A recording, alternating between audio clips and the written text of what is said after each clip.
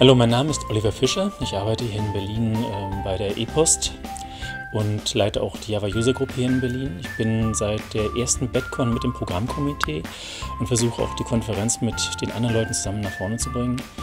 Die BEDCON ist mir deshalb besonders wichtig, weil es ein reines Community-Event. Das heißt, wir stehen für uns alleine, wir können neue Trends aufgreifen, wir können auch versuchen, vor allem nicht so bekannten Speakern eine Basis zu bieten, die sich vielleicht nicht einer der großen kommerziellen Konferenzen zugleich trauen.